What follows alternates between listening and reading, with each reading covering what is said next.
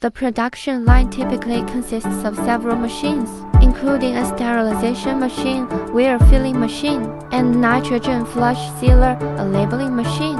The sterilization machine is used to sterilize the containers before filling to ensure that the product is free of any harmful microorganisms. The wear filling machine accurately fills the container with the desired amount of product.